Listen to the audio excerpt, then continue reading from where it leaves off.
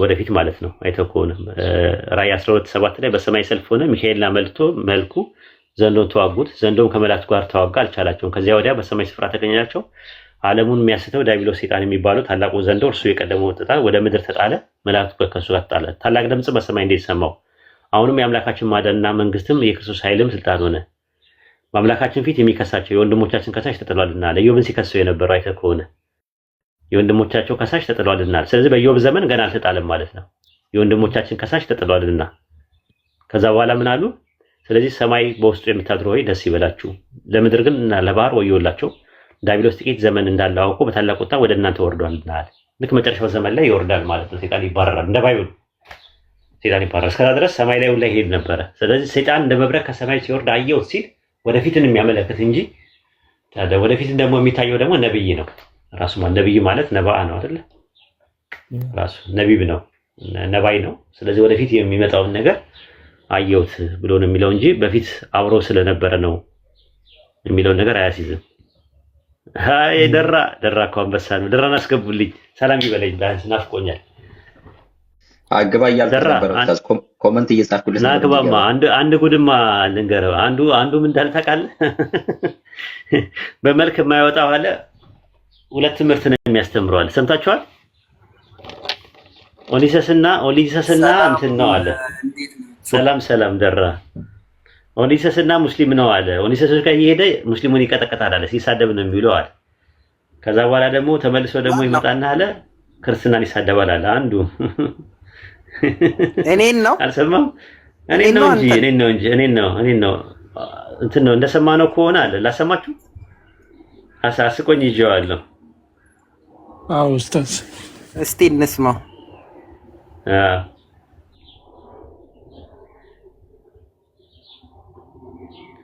ላሰማችሁ። ሲቀጠቀጥ ነው የሚውለው አለ። እስልምና ሲቀጠቀጥ ነው አለ እና በሁለት ቢላዋ ነው የሚበላው አለ። ሁለቱም ተከፋይ ነው አለ።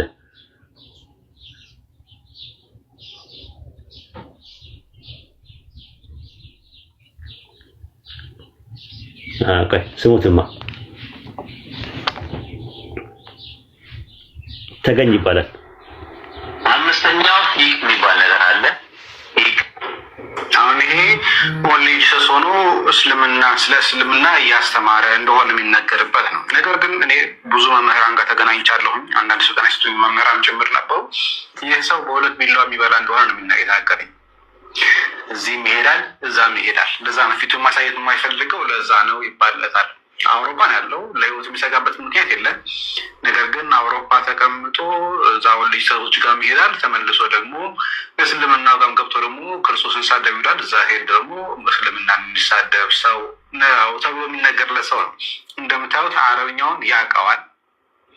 አዲስ አይደለም፣ የቅርብ ጊዜ ድምፅ እንጂ የቆየ አይደለም። በነገራችን ላይ ስሙት። ስድስተኛውና የመጨረሻው ውቱህ ይባላል። ውቱህ ብለብሰው ድሮ እስልምናን ሲሳደብበት የነበረው ካፊር እያለው እስልምናን ሲሳደብበት የነበረውን ቪዲዮ ያመጣና ምን ያደርጋል? በሁለት ቢላዋ ነው የሚበላው። ሁለቱም ጋር ይከፈለዋል። ሙስሊሞች ጋር እየሄደ ስለ እስልምና ሙስሊሞች ጋር እየሄደ ክርስትናን ይሳደባል፣ ክርስቲያኖች ጋር እየሄደ ደግሞ እስልምናን ይሳደባል ብሎ ሁለት ቪዲዮ አምጥቶ ከዛ በሁለት ቢላዋ ነው፣ ሁለት ተከፋይ ነው አለ። መልኩን የማያሳይበት ምክንያት ያ ነው አለ።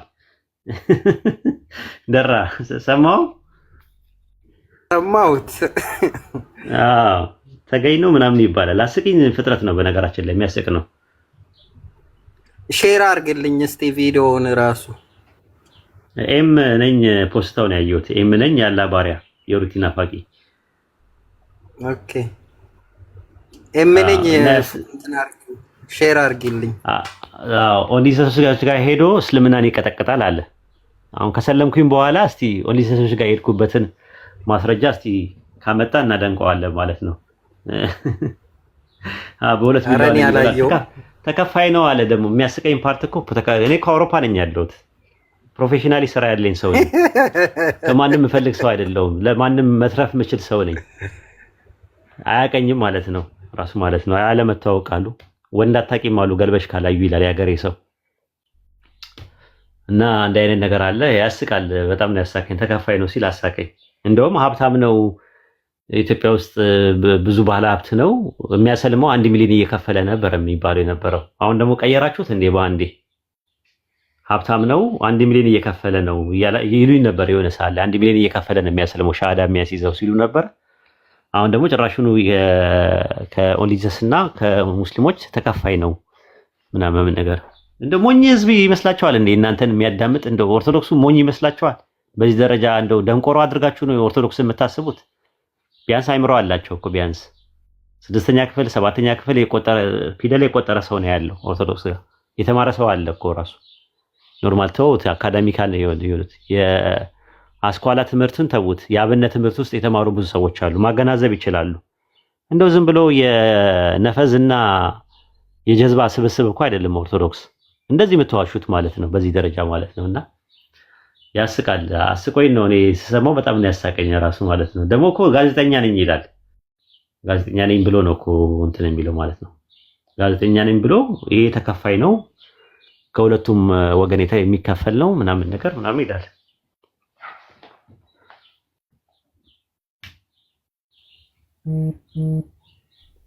ልቢስታ እንደዛ አለ ደራ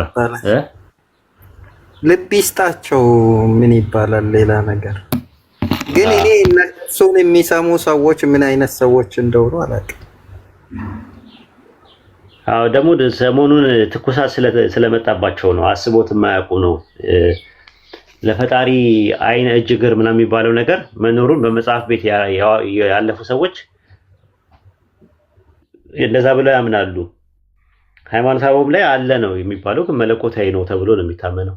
እነሱ ግን ትርጉም ሰጥተውት ነው አራቅተውት ነው እንትን የሚሉት እና ከዛ አንፃር ይሄ ነገር ትኩሳት ስላለ ያ ነገር አናዷቸው ነው። በዛ ላይ ደግሞ ማን ነው መልካም ነው ምናምን የሚባል ሰው አለ፣ ፈለገ የሚባል ሰው አለ። ከነሱ ወጥቷል። በፊት ኦርቶዶክስ ነበረ። ከዛ 25 ዓመት ፕሮቴስታንት ውስጥ ፓስተር ሆኖ ኖረ። ከዛ ኦርቶዶክስ ጋር መጥቶ ደግሞ መምህር ነገር ሆኖ መድረክ ተሰጥቶት ይመሰክር ያስተምር ነበረ። ንጽጽር ምናምን ማለት ነው ያስተምር ነበር። አሁን ደግሞ ከዛ ወጥቶ ያን አምላክ አስተምሮት ያስተምራል ማለት ነው። እና ኦንሊሰሶች ጆቫይትነሶች እና ሙስሊሞች እየመረመረ እንደሆነ ነገረን። ከሶስቱ አሁን ስላሴ የሚባል ነገር የለም ምናምን ብሎ ማለት ነው። አንዳንዴ እንደውም ስለ ቃል ሳያወራ መተን እናንተ ነው የሚያወራው። እንደናንተ ቃል ስጋ ሆነ ምናምን የሚለውን የሚያወራው የእናንተ ትምህርት የሰማ ይመስላል። አንዳንድ ነገሩ ላይ ደግሞ ወልድ የሚባለው ሰው ብቻ ነው፣ ፍጡር ነው፣ ስላሴ የሚባል ነገር የለም የሚለው ደግሞ እኛ የምንጠቅሰውን ጥቅስ ራሱ ሲጠቅሰው ታያለ፣ ከናጠቃቀሱ ከነወርደሩ ማለት ነው። እና የሆነ የተዛገበ ነገር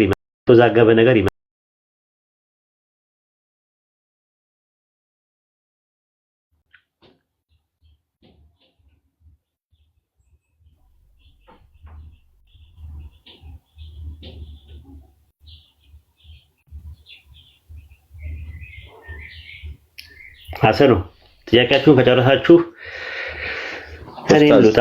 ሐናንም ገብታለች። ሐናንም የምትለ ነገር ይኖራል ኢንሻአላህ። እኔም ጥያቄን ጨርሻለሁ። እኔም ኢንሻአላህ መውጣት አለብኝ። ሰላም አለይኩም ወራህመቱላሂ ወአለይኩም ሰላም ወራህመቱላሂ ወበረካቱ። እንዴት ነው ኡስታዝ? እንዴት ናችሁ ጀማ? ሰላም ነኝ ያለው አልሐምዱሊላህ። አንቺ ደህና ነሽ? ነኝ አልሐምዱሊላህ። ጥያቄ እኔ ማቴዎስ 15:24 ላይ ኢየሱስ ከእስራኤል ለጠፉት በጎች እንጂ አልተላኩም ሲል ያልጠፋሉ እንዴ ኡስታዝ? የጠፉት ሲል ያው የጠፉት እስራኤል 12 ወገኖች አይደል የጠፉት? የእስራኤል ቤቶች እኮ 12 ናቸው። 12ቱ ነገዶች ውስጥ የመጀመሪያው የጠፋው የአስሩ ነገር ነው አይደል የጠፋው በሰናክሬም የሚባለው በ740 አካባቢ ላይ ሰናክሬም የሚባለው የአሦር መንግስት መጥቶ አስሩ ነገደ እስራኤል አጠፋቸው ማለት ነው። ከዛ ሁለት ቀሩ። የእስራኤል መንግስት ለሁለት የተከፈለው በሮባም ጊዜ ነው። ንጉስ ሰለሞን ካለፈ በኋላ ሮባም የሚባለው የንጉስ ሰለሞን ልጅ በነበረበት ሰዓት የእስራኤል መንግስት ለሁለት ተከፈለ። ሰሜናዊና ደቡባዊ ተብለው ለሁለት ተከፈሉ ማለት። ደቡባዊ የሚባሉት አስሩን ነገድ ያዙ እና የሰማሪያ የሚባል ከተማ ያዙ። ከዛ በኋላ ደግሞ ሁለቱ ነገር ደግሞ ይሁዳ የሚባለውን እና ኢየሩሳሌምን ያዙ ማለት ነው። ከዛ የሰሜኑን ሲገዛ የነበረው ወይም ደግሞ ይሁዳን ሲገዛ የነበረው ሮባም ነበረ። ከዛ ደግሞ አስሩ ነገር ሲገዛ የነበረው ደግሞ ዮርባም ነበረ። የእስራኤል ቤት ለሁለት ከተከፈቱ በኋላ ግን በ740 ላይ ሰናክሬም መጣና የአሦርን መንግስት መጣና 10 ነገዶችን አጠፋቸው። ተበተኑ፣ ጠፉ። ከጠፉ በኋላ ሁለቱ ቀሩ ማለት ነው፣ የይሁዳና የቢንያም ነገድ የሚባለው። እነሱን ደግሞ በ605 የባቢሎን ንጉስ ናቡከደነፆር መጣና እንዲሰደዱ አደረጋቸው ማለት ነው። ከዛ ከ70 ዓመት በኋላ የባቢሎን ምርኮ ከተፈጸመ በኋላ በ70 ዓመት ላይ ቂሮስና ዳሪዮስ ሲነሱ በዛን ሰዓት ከባቢሎን ምርኮ የተወሰኑ ሰዎች መጡ ማለት ነው። ማለት ሙሉን አይደለም፣ ተበትነዋል ሁሉ ማለት ነው። ለዛ ነው ኢየሱስ ሲልካቸው ሐዋርያትን ማቴዎስ ወንጌል ምዕራፍ 10 ላይ ስትመለከቸው ምንድነው የሚለው? ቁጥር 6 ላይ ቁጥር 5 ላይ 12ቱ ላካቸው ይላል። 12ቱ የተመረጡበት ምክንያት ለ12ቱ ወገኖች ነው። ያዕቆብ 1:1 ላይ ወደ ተበተኑት 12ቱ ወገኖች ነው የሚለው። ለ12ቱ ሐዋርያቶች ወንጌል እንዲሰብኩ 12 ሰዎችን ነው የመረጠው። ለ12ቱ ነገድ እስራኤል 12ቱን ኢየሱስ ላካቸው፣ አዘዛቸውም እንዲህም አላቸው፣ በአሕዛብ መንገድ አትሂዱ፣ ወደ ሰማርያዊ ከተማ አትግቡ፣ ይልቁንስ የእስራኤል ቤት ወደሚሆኑ ወደ ጠፉት በጎች ሂዱ እንጂ አላቸው ይላል። ስለዚህ የእስራኤል ቤቶች የሚባሉት እነሱ ናቸው ማለት ነው። ማቴዎስ ወንጌል 15:24 ላይ ለጠፉት ለእስራኤል ቤቶች እንጂ ለሌላ አልተላኩምና የሚለው ያንን ነው የሚያሳየው። ከዚህ በረት ያልሆኑ ሌሎች በጎች አሉኝ፣ እነሱን ላመጣ ዘንድ ይገባኛል የሚለው የጠፉት የእስራኤል ቤቶችን ነው። ዮሐንስ ወንጌል ምዕራፍ 10 ላይ ከዚህ በረት ያልሆኑ ሌሎች በጎች አሉኝ ይላል። ቁጥር 16 ላይ ከዚህ በረት ያልሆኑ ሌሎች በጎች አሉኝ፣ እነሱን ደግሞ ላመጣ ይገባኛል፣ ድምፄን ይሰማሉ፣ አንድ መንጋም ይሆናሉ፣ እረኛውም አንድ ይላል። ከዛ በኋላ ነው ሐዋርያቶች ወደ ጠፉት የእስራኤል ቤቶች ከመሄዳቸው በፊት በ70 ኤዲ ላይ ኢየሩሳሌም ተበተኑ ራሱ ማለት ነው። ቲቶስ የሚባለው ወይም ደግሞ ጀነራል ቲቶ የሚባለው መጥቶ ኢየሩሳሌምና ቤተ መቅደሱን በ66 መጥተው ሰረሰሩና አልተሳካላቸው። በ70 ላይ መጥተው ግን አወደሙት ኢየሩሳሌምና። ከዛ ህዝቡ በአጠቃላይ ተበተነ። ከዛ በኋላ ወደ ተበተኑት 12ቱ ነገዶች 12ቱ ሐዋርያት ሄዱ ማለት ነው። ከዛ ለቡችሎች ለልጆቹ የነበረው እንጀራ ፍርፋሪው ደግሞ ለቡችሎች ደረሰ ማለት ነው። ወደ አሕዛብ ሄዱ። ከዛ ደግሞ አሕዛብ ላይ ደግሞ ጳውሎስ ደግሞ ፓውሊን የሚባለው ደብዳቤ በመላክ መልእክቱን አስፋፋ ማለት ነው እዛ አካባቢ ላይ። እነ ጴጥሮስና 12ቱ ሐዋርያት ግን አብዛኛውን ያደረጉት ወደ እስራኤል ቤት ውስጥ ነው ያተኮሩት ማለት ነው። ይሄን ይመስላል። ኦኬ ጀዛከላ። እና ኢሳይያስ 53:8 ላይ በጭንቀትም ተወሰዱት የሚለው ተወሰዱ ነው የሚለው። የዕብራይስጡ ተወሰዱ ይላል። ፕሉራል ነው። ለእስራኤል ሕዝብ ነው የሚያወራው። ይጠቀሙታል። አዎ ግን ለእስራኤል ሕዝብ ነው የሚያወራው። ምናልባት እንደ ድርብ ትንቢት አድርገው ሊጠቀሙበት ይችላሉ። ዘፍጥረት 3:14 ላይ እንዳለው ማለት ነው። ከምድር አራዊት ሁሉ ተለይተህ በወዴት ትሄዳለህ? አፈር ትበላለህ። በወዴት ትሄዳለህ? አፈር ትበላለህ ሲለው ስለ እባብ ነው የሚያወራው። በድርብ ትንቢት ግን ስለ ሰይጣን ነው የሚያወራው ብለው እንደሚረዱት ሁሉ ኢሳይያስ 53ንም በዛ መልኩ ሊረዱት ይችላሉ። ስለ እስራኤል ሕዝብ ነው አውዱ የሚያወራው። ነገር ግን ከዛ ውስጥ ደግሞ ድርብ ትንቢት አለው ብለው ሊጠቀሙት ይችላሉ። ምናልባት ስለ ህዝቤ በደል ተመታ ይላል ወደ መጨረሻ ላይ ነው። ተመቱ ነው የሚለው የዕብራይስጡ። ማቴዎስ እኔ በተመታ ነው እንትን ያልኩት ያስኩት። ማቴዎስ 26:28 ይሄ ስለ ብዙዎች የፈሰሰው የአዲስ ኪዳን ደሜ ይህ ነው ይልና አሁን ይሄ ስለ ብዙዎች ሲባል እንደ ለዓለም ነው የተሰቀለው የሚሉት ለምንድን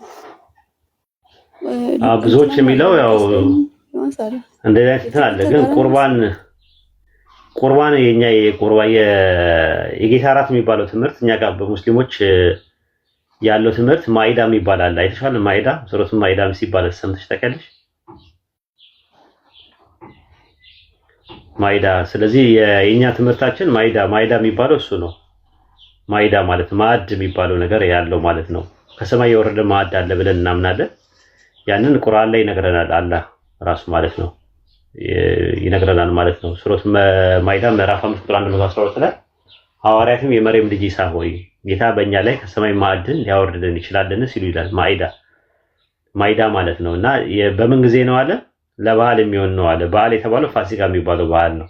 ለመጀመሪያዎቹ ለኛዎቹ በዓል ኢድ ኢድ ማለት በዓል ነው እና ከዛ በኋላ አላህ ከሰማይ ማዕድን እንዳወረደላቸው ይናገራል።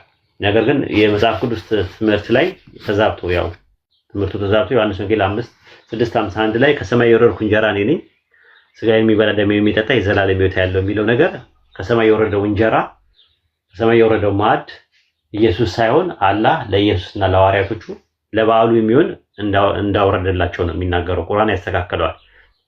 ነገር ግን ማቴዎስ ወንጌል 26:20 ላይ በመሸ ጊዜ 12 ደቀ መዛሙርት ጋር በማዕድ ተቀመጠ ይላል። ማዕድ ለሚለው ቃል የአረብኛው ማይዳ ነው የሚለው፣ በግሪከኛው ደግሞ ትራፔዛ ነው የሚለው፣ ግሪክ ኮይኔ ላይ ማለት ነው። ማዕድ ብሎ ያስቀምጠዋል።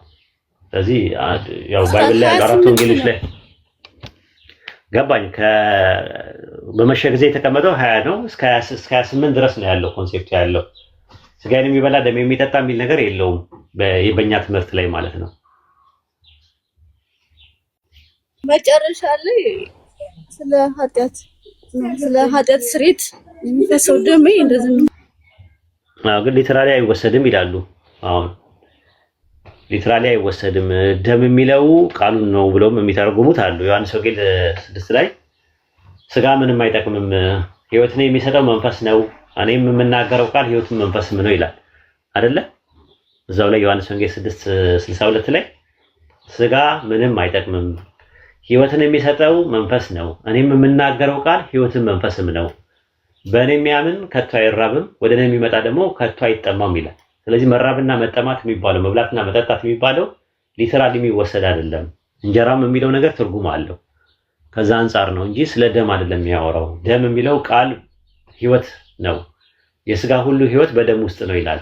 ስለዚህ ስጋችን ላይ ያለው ሕይወታችን እንዲቆይ የሚያደርገው ደም እንደሆነ ሁሉ እንዲሁም ለመንፈሳዊ ሕይወታችን እንደ ደም ሆኖ የሚያገለግለው ሕይወት የሚሆነው ቃሉ ነው ብሎ የሚተረጉሙ የፕሮቴስታንት ተርጓሚያን አሉ እና የተለያየ ተረጓጉም ነው ያለው። ይሄን ይመስላል።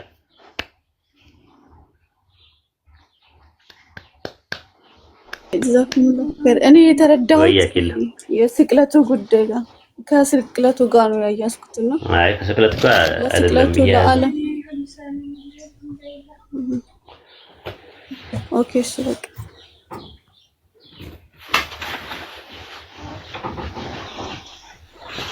ደም ደግሞ አይበላም። ደሙን ካልጠጣችሁ ይላል።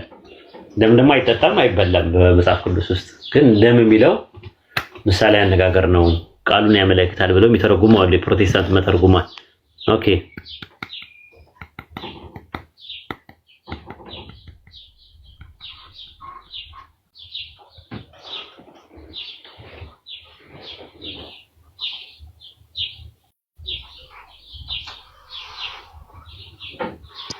ኡስታዝ ታዲያ ደም በደም ካልተተረጎመ አሁን ቁርባን ተብሎ የሚቀርበው የኢየሱስ ስጋና ደም ሐሰት ነው ማለት ነው?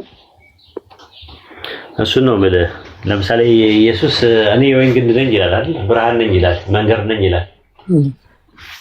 ስለዚህ መንገድ ነኝ ካለ ቃል በቃል መንገድ ነው ብለህ አይደለም የምትተረጉመው። ብርሃን ነው ሲል የሆነ ነገር ፍቻ አለው። ልክ እንደዛው ነው እንጀራ ነኝ ሲል ትርጉም አለው ነው የሚሉት ዮሐንስ ወንጌል። እንጀራ ነኝ ሲል ቃል በቃል የሚወሰድ አይደለም ብለው ፕሮቴስታንቶች የፕሮቴስታንት አፈታት ነው። ምሳሌ ነው ብለው ያስቀምጡም አሉ ከቸርች ፋዘርስ መካከል። ለምሳሌ አውግስቲኖስ ዘይፖ የደሙ ምሳሌ እንደሆነ የስጋና የደሙ ምሳሌ ለደቀ መዛሙርቱ ሰጠ ይላል። ኤክስፖዥን ኦፍ ሳልምስ የሚለው ነገር ማለት ነው ቻፕተር 3 ነምበር 1 ላይ ለምሳሌ ሌሎችም እንደዛ ብለው እንትን ያለው አጌኒስ ማርሲዮን በሚባለው ቱርቱሊያ ሲናገር ምንድነው አለ? ስጋዬ ነው፣ እንጀራውን አንስቶ ለደቀ መዛሙርቱ ሰጠ፣ ስጋዬ ነው፣ እርሱም የስጋው ምሳሌ ነው ብሎ የራሱን ስጋ አደረገው ይላል። ምሳሌ ነው ብሎ ያስቀመጡት ታይፖሎጂ ነው ማለት ምሳሌ ነው፣ ቃል በቃል የሚወሰድ አይደለም ብሎ ያስቀመጡት እንትና ጠርጥሊያኖስ እና አውጉስቲኖስ።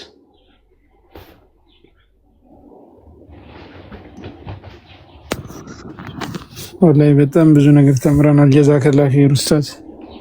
ይህ ቪዲዮማ ድጋሚ ነው በደንብ የማየው። እንግዲህ ለምንድን ነው ታዲያ ተካፋይ ነው እያሉ እኮ ለምን አትከፍሉኝም ይላሉ። ተካፋይ ነው ብለዋል። እንግዲህ ነቢል እንግዲህ ከደሞዝ ላይ የተወሰነ እንትን እያልክ ይሄኛው ነቢይ ማለታች ያለው ነቢይና ነቢል ታች ያለው ነቢል አሁን ከደሞዙ ላይ ከ110% አስራት እኔ ጋር ያስገባል ከዚህ ከዛሬ ጀምሮ አረ ነብዩ ሰላም አለይኩም ወራህመቱላሂ ወበረካቱ ጸጥ ያለው ለዛ አስራት እንዳይከፍል እንዴት ነህ ደህና ነህ ሰላም ነው ኡስታዝ ሎንግ ታይም በጣም ተራራ እንትን ተባባል ተጠፋፋን ደናችሁ ጠፋ አንተማ አስራት እንዳትከፍል ነው የጠፋው አሁን ከ110 እጅ ይገባኛል ተከፋይ ነው ተብያለሁ ነብዩ አሁን ከደሞዝ ላይ 10% እያሰብክ 20000 ካገኘ 2000 ወደ እኔ ታስገባለህ በየወሩ እሺ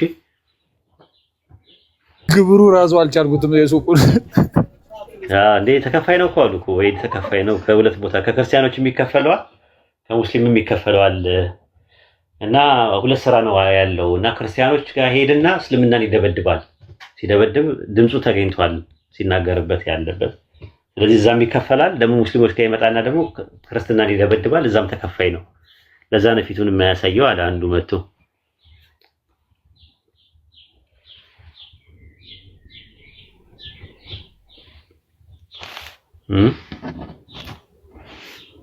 አልሰማም እንዴ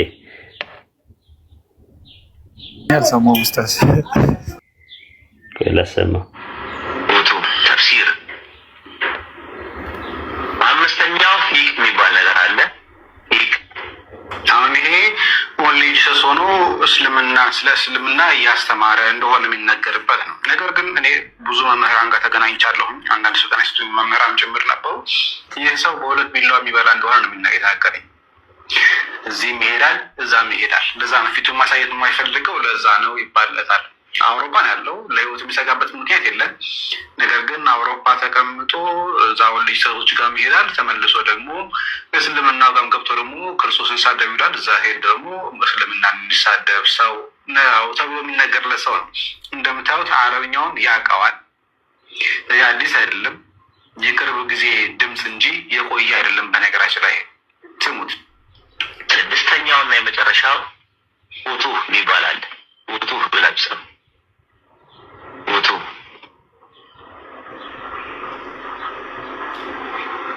እስላም እነዚህ ሊድባቸው ትንሽ ኮንሴፕቱን እንድትይዙ ስለዚህ ሰው ከእስልምና ወደ ወልጅሰስ ከወልጅሰስ ወደ እስልምና ከእስልምና ወደ ወልጅሰስ እያለ የዝውውር ክፍያውን ያጠፈ የሚሰራ ሰው እየኖረ ያለ ሰው ነው ሌላኛው ይህ ሰው ነው ተማው ነብይ ክፍያውን እያጣጣፈው ምናምን ነገር አለ ይሄ እንግዲህ ጋዜጠኛ ነው እንግዲህ አስቡ ጋዜጠኛ በጣም ጠንቃቃ መሆን የሚገባው ነው ማነው ስሙ ጠፋኝ ራሱ ይታገሱም የሆነ ስም አለው ብቻ ተገኝ ነው ምናምን የሚባል ነው እና ጋዜጠኛ ነው ጋዜጠኛ ቢያንስ እንኳን ማጣራት የሚባል ነገር አለ ማንም ሰው መጥቶ የነገረው ሚዲያ ላይ እንዴት እንደዛ አይነት ነገር ይለቃል እንግዲህ ዩቲዩብ ላይ ነው የለቀቀው አሁን ዩቲዩብ ላይ ገብቶ ነው የለቀቀው ተከፋይ ነው እንትን ነው ምናምን ነገር ነውና ሁሉም ሰው ይስቅበታል አይደለም ሙስሊሙ ክርስቲያኑ ይስቅበታል ማለት ነው እና እንደዛ ነው እኔ ከሰው መቀበልም ሰው አይደለም የራሴ ስራ አለኝ አልহামዱሊላህ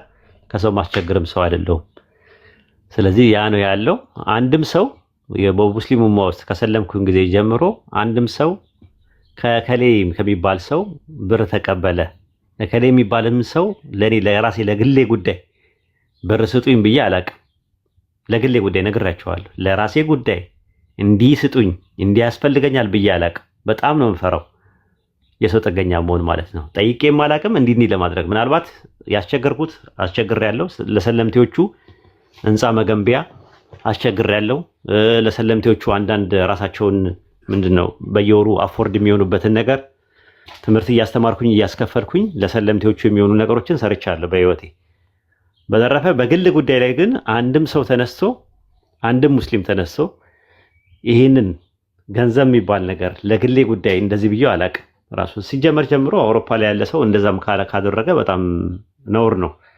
ሰርቶ መብላት እየቻለ አይደለም አውሮፓ ውስጥ ኢትዮጵያ ውስጥ ያለ ሰው ራሱ እንደዛ ማድረግ አለበት ብዬ አላምንም ሰርቶ መብላት አለበት የሰው ልጅ እጅና እግርን አላህ ይሰጠን ሰው ልጅ ጤና እኮ የሌለው ስንት ሰው አለ የጤና ያለ የሚል ሰው አለ እጅ እግር የሌለው ሰው አለ ሁላ ሰርቶ መብላት የማይችል ማለት ነው ጤነኛ አእምሮ ከተሰጣችሁ እጅና እግር ከተሰጣችሁ ሰርታችሁ መብላት ትችላላችሁ ማለት ነው እና አልহামዱሊላህ ጤነኛ ነኝ ጤነኛ አእምሮ አለኝ ጤነኛ እጅና እግር አለኝ የራሴ የሆነ ስራ አለኝ የራሴ ፕሮፌሽናል አለኝ ግን እንዲህ አይነት ነገሮችን የሚያደርጉት ለምንድን ነው? እስልምናን በምን እናጠለሸው ነው? አወይድን ከተናገርነው ከመታ ነው ካጠለሸነው ስሙ ከዛ በኋላ የሚያስተምረው ትምህርት ተቀባይነት አይኖረውም የሚል በጅታ በክርስቲያኖች ላይ ለመፍጠር ነው። ሙስሊም እንኳን አይሰማውም፣ ማንም የሚሰማው የለም። ግን ክርስቲያኖች በቃ ከዛ በኋላ የሆነ ነገር ስናገር በቃ እንዳይመጡ እንዳይሰልሙ ነው። አሁን እኮ ዲፌንድ እያደረጉ ነው ያሉት። በራሳቸው ሜዳ ውስጥ እኮ ነው እየተጫወትን ያለ ነው። በራሳቸው ሜዳ አይደለም፣ በራሳቸው ሜዳ ውስጥ ገብተን ነው እያጠቃን ያለ ነው ማለት ነው። ራሱ ኦፌንሲቭ ነው ራሱ አርጊመንታችን፣ ዲፌንሲቭ አይደለም፣ መከላከል ውስጥ አይደለም ያለ ነው። በደንብ ማጥቃት ነው። የራሳቸው መንደር ውስጥ ነው ገብተን በስርዓት እንትን እያለን ያለው። ኳሱ እነሱ ሜዳ ላይ ነው ያለው፣ እነሱ ጎል አካባቢ ላይ ነው ያለው፣ እየተከላከሉ ነው ያሉት እነሱ። ልክ ኳስ ተጫዋች ሲጠቃ ምንድነው የሚሆነው? እሱ አካባቢ ላይ ነው ጨዋታው ያለው፣ አቅም ሲያንሰው ማለት ነው። እና አቅም ስላነሳቸው የመከላከል እንደ በረኛ አድርገው እንደ መከላከል አድርገው የሚጠቀሙበት ስም ማጥፋት፣ መዋሸት፣ ኦዲዮችን መቆራረጥ፣ እኔ ያላልኩትን ነገር እንዳልኩ አድርገው የማገጣጠም። ለምሳሌ አላህን አባት ማለት ይቻላል ወይ የሚለውን ከባይብል አንፃር አባት ማለት ይቻላል ብዬ ያልኩበትን ቆርጠው ይቻላል ብዬ ያልኩበትን ብቻ አውጥተው ይቻላል ብለው አምጥተዋል። በየትኛው እንደዛ በል ሙስሊሙ ይለቀኛል? አላህን አባት ማለት ይቻላል በሚል በአቂዳችን ውስጥ እኮ ትልቅ እንትን ነው፣ ክህደት ነው። እንደዛ የለም። ራሱ ኦንቶሎጂካሊ አባት የሚባል ነገር የለም። አናሎጂካሊ ባይብሉ የተጠቀመበት አለ። ባይብል በዛ በነበረበት ዘመን አባት የሚለውን ኦሪጂኔተር በሚል ይፈቀድ ነበረ ብዬ ያልኩበትን ቆርጠው አምጥተው ማለት ነው። ክርስቲያኑ ልታጭበረብሩ ትችላላችሁ፣ ሙስሊሙን ግን ማጭበርበር አትችሉ ማለት ነው። ያው መከላከል ነው፣ ሰው እንዳይሰልም መንገዱን ዝግትግት ለማድረግ ሰው እንዳያዳምጥ እኛን እንዳያዳምጥ ያለው አማራጭ መከላከል ነው። የእኛን ኦዲዮ እየወሰዱ እየቆራረጡ ምናምን ነገር እንትን የሚሉት ለዛ ነው። ከዛ አንፃር ነው። ግን በጣም ደስ የሚለኝ ነገር የቤት ስራ ነው። እኔ እንቅልፌን እተኛለሁ፣ እነሳለሁ፣ ስራዬን እሰራለሁ፣ መጥቼ ዳዋ አደርጋለሁ። እነሱ ግን እንቅልፍ የላቸውም። እኔ ያወራሁበትን ኦዲዮ ሲሰሩ ነው የሚውሉት።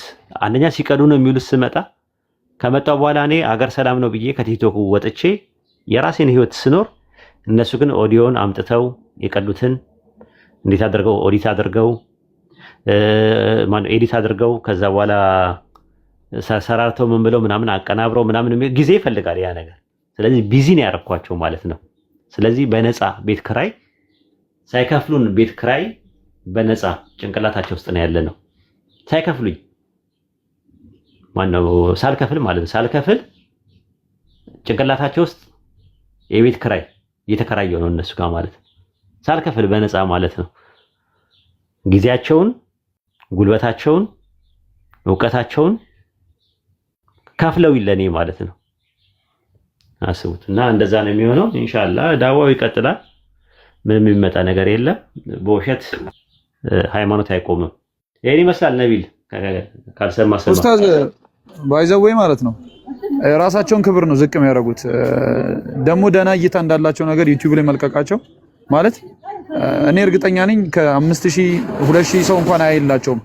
ካየክ ብዙ ጊዜ ከ900 ቪው እንኳን አያልፍም እንደዚህ የሚናገሩት ነገር። ግን የራሳቸውን ክብር ነው ዝቅ የሚያደርጉት። የራሳቸው ካፊሮቹም እንዲጠሉት ነው የሚያደርገው እንጂ ነገርየው እስልምና ላይ የሚፈጥረው ነገር የለም። እሱ ስለተናገረ እስልምና የሚቀንሰው ነገር የለም፣ የሚጨምረውም ነገር የለም። አንተ ጎ ሄድ ብቻ ኡስታዝ፣ እኛ ከጎንነ አብሽር። ኦኬ ይሄን ይመስላል። ሉጣኒም ባይዘው ግን ኡስታዝ አንድ ነገር ልበልና በአሁኑ ጉዳይ ወላይ ፖዚቲቭ ነገር ያለው ይመስለኛል። ግን የሚሰሩት ስራ እኛ እናውቃለን ስላንተም ማለት ነው። አልহামዱሊላህ። አላህም ደግሞ እነሱ እንደሚያስቡት አያርግህ፣ ሁሌ ዱዓችን ነው። እነዛ ሰዎች ደግሞ ያው አንዳንዴ ፕሮሞት እየሰሩ ይመስለኛል። እነዛ ሰዎች ደግሞ እየመጡ ይበልጡን የሰው ልጅ ስለሚጠይቅ ስላንተ ለማወቅ ይመጣሉና በዛ ደግሞ ኢንሻአላህ አላህ ደግሞ ለከይር ያደርገዋል። ሁሉም ሰው ደግሞ ያለው እዚህ ጋር ሙስሊሙም ደግሞ ስላንተ ሁሉም ሰው ስለሚያውቅ ያው አላህ ይጨምርልህ፣ አላህ ይጠብቅህ። ወደፊትም ደግሞ እነሱ ከሚሉት ከሚቀጥፉት አላህ ያርግ ለማለት ነው የምፈልገው። ሽኩረን ደግሞ ስለመጣ አሚን። እሺ በቃ መልካም ጊዜ ይሁንላችሁ። ወሰላሙ አለይኩም ወራህመቱላሂ ወበረካቱ።